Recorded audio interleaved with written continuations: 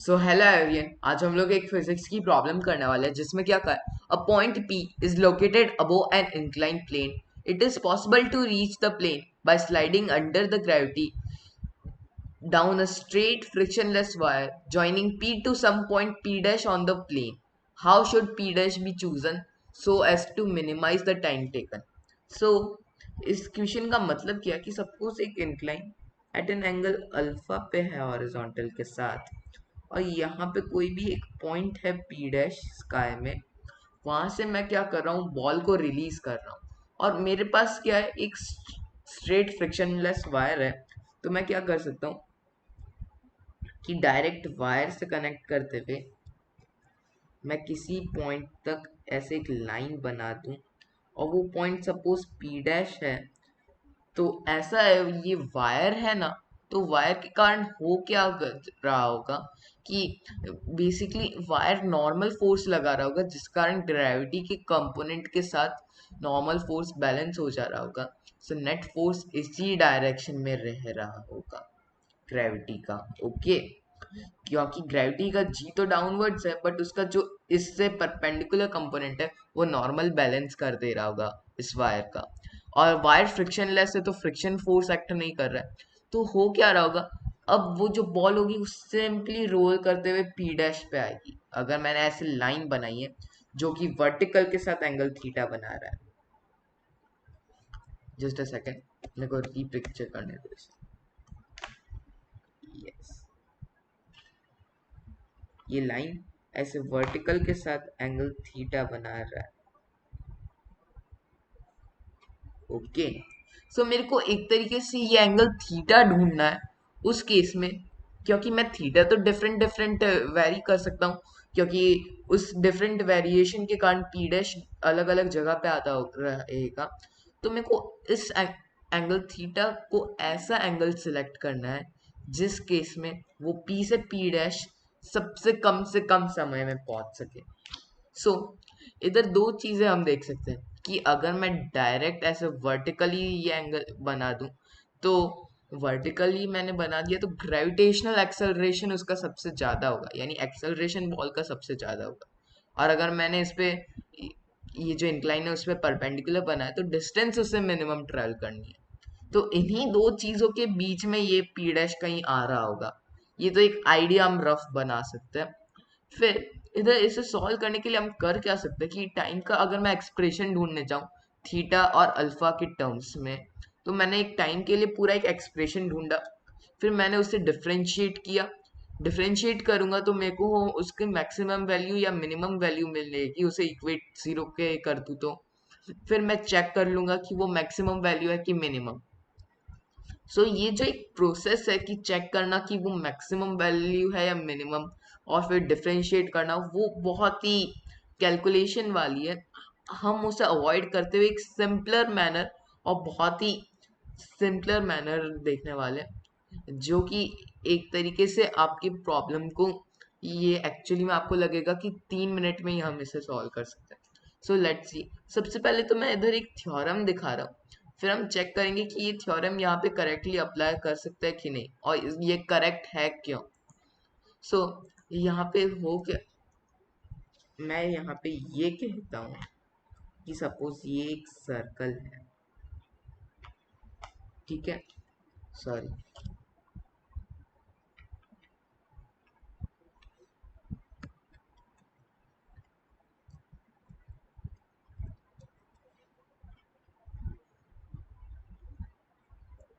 ये point P है circle पे, ये रहा सेंटर. तो अगर मैंने वर्टिकली छोड़ा तो किसी भी टाइम पे वो इस सर्कल के इस डायमेट्रिकली ऑपोजिट पॉइंट A पे आएगा. और सपोज मैंने किसी एंगल थीटा पे छोड़ा तो वो यहाँ पे P डैश पे आएगा. ये एंगल थीटा बन रहा है इधर.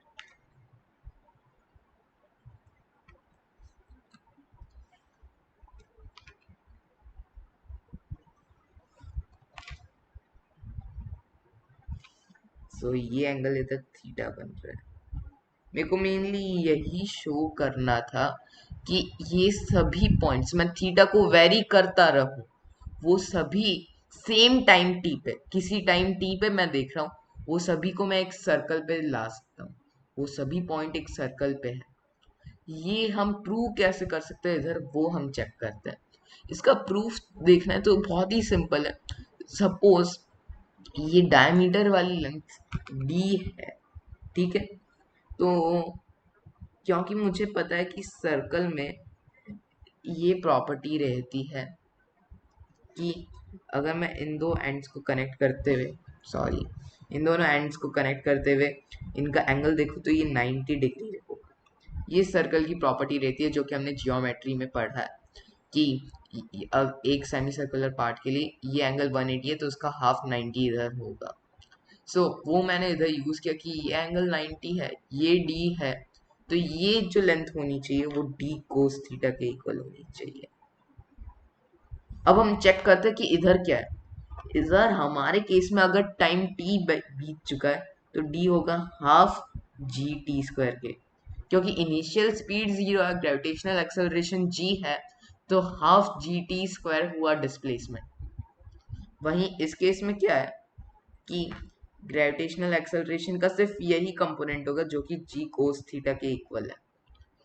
तो ये कंपोनेंट जो कि जी कोस थीटा के इक्वल है, उस केस में सपोज ये लेंथ आर क्रॉस कर गए तो आर आया हाफ जी कोस थीटा टी स्क्वायर, और आर को मैं लिख सकता हूँ डी कोस थीटा के ही इक्वल।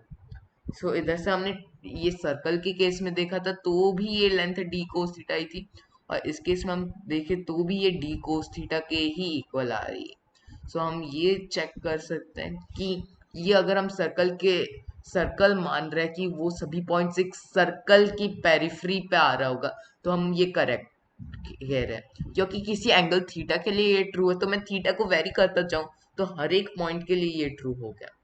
क्योंकि इधर हमने देखा क्या कि सपोज ये, ठीक है, ये P से A पे आ गया, ये ट्रू है, हमने मान लिया। तो अगर ये पॉइंट जो कि एंगल थीटा पे है वो डिस्टेंस कवर करेगा हाफ जी कोस थीटा टी स्क्वायर, यानी कि डी कोस थीटा। क्या सर्कल में भी ये डी कोस थीटा ही होता है? हाँ, सर्कल के केस में भी डी कोस थीटा के इक्वल है। तो हम जो कह रहे हैं वो करेक्ट है कि वो सभी सर्कल की पेरिफ्री पे है। ऐसा हमने सिंपली प्रूफ किया। अब इस प्रूफ को यूज कैसे कर सकते हैं हम हमारे प्रॉब्लम में? देखो, हम समझने की कोशिश करें तो जैसे जैसे टाइम इंक्रीज कर रहा है ये डी की वैल्यू इंक्रीज करिए क्वाड्रेटिकली, ठीक है। तो डी धीरे धीरे इंक्रीज हो रहा है और धीरे धीरे वो सर्कल एक बार इस पूरे इंक्लाइन को टच कर रहेगा।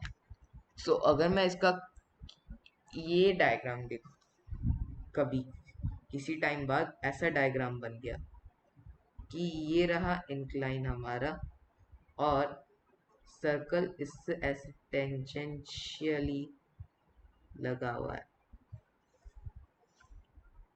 ऐसा मैं क्यों कह रहा हूँ कि डायमीटर धीरे धीरे इंक्रीज कर रहा है, तो एक पॉइंट होगा जो कि सबसे पहले इसे टच कर जाएगा।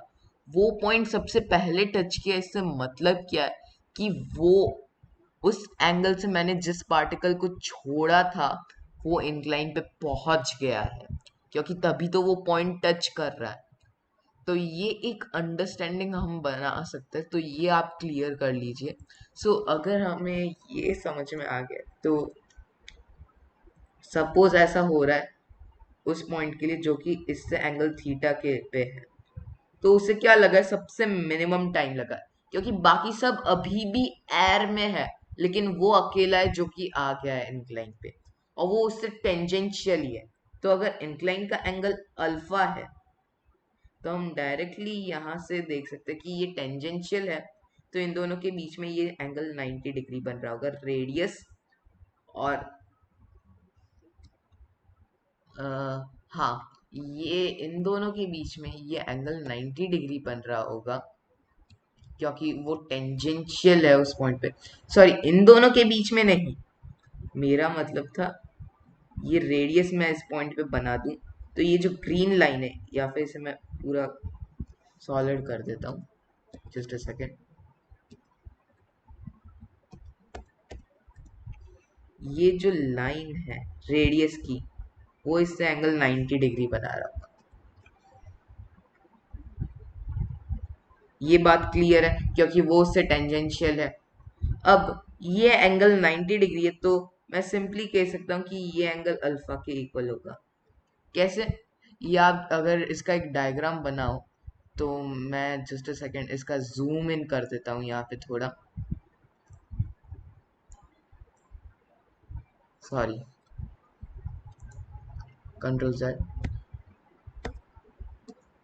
ये एंगल 90 डिग्री है, मैंने माना।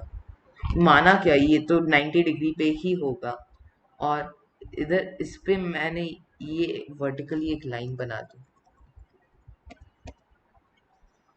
इस वे में, तो ये इन दोनों के बीच में एंगल, और इन दोनों के बीच में एंगल, ये अल्फा है, तो ये भी अल्फा होगा। ये तो हमें पता है। फिर ये अल्फा है, तो क्योंकि ये पूरा एंगल 90 डिग्री है, तो ये एंगल 90 माइनस अल्फा होगा। ये एंगल मैं बाहर दिखा देता हूँ। ये एंगल होगा 90 माइनस अल्फा। ये 90 माइनस अल्फा के इक्वल है ये एंगल, और ये एंगल 90 डिग्री है, तो ये एंगल हुआ अल्फा। अब ये एंगल अल्फा है, तो मैं डायरेक्टली कह सकता हूँ कि ये जो बाहर का एंगल बन रहा होगा, ये वो 180 माइनस अल्फा के इक्वल होगा। ये एंगल 180 माइनस अल्फा के इक्वल है। ये रेडियस है, ये रेडियस है, तो ये एंगल भी थीटा होगा। तो ये थीटा है, ये थीटा है, तो थीटा प्लस थीटा प्लस वो एंगल हमने देखा 180 माइनस अल्फा के इक्वल है। ये सारे ट्रायंगल्स के एंगल्स है जो इनका सम 180 के इक्वल होगा। तो डायरेक्टली मैं कैंसिल आउट कर दूं, तो मेरे को इधर से दिखा कि जो थीटा है वो अल्फा बाय 2 के इक्वल है। ओके, सो ये एक सिंपलर जियोमेट्रिक प्रूफ था इस प्रॉब्लम के लिए। वैसे तो आप डिफरेंशिएशन के थ्रू भी कर सकते हो, लेकिन वो एक प्रिटी लेंथी प्रोसेस है। ओके, और फिर हम यहाँ पे क्या ऑब्जर्व कर सकते हैं, जैसे कि मैंने बोला था कि अगर मैं इस पे डायरेक्टली ऐसे एक लाइन बना दूं, तो यहाँ पे ग्रेविटेशनल एक्सेलरेशन मैक्सिमम होगा इस लाइन के केस में। और एक लाइन इससे परपेंडिकुलर इधर इस पे बना दूं, तो उस केस में ये डिस्टेंस मिनिमम हुआ। ओके, इस केस में ग्रेविटेशनल एक्सेलरेशन मैक्सिमम है, इस केस में डिस्टेंस मिनिमम है, तो इन्हीं दो के बीच का होगा। और एक्चुअली में भी आंसर ना इन्हीं दो के बीच में अल्फा बाय 2 के इक्वल है। सो ये थोड़ा सा क्रेजी फैक्ट था जो कि मेरे को आपको ऐसे ही बताना था। और बाकी ये सोल्यूशन बहुत ही इंटरेस्टिंग अगर आपको लगा हो, तो आप इसे लाइक करना इस वीडियो को। Okay, bye everyone.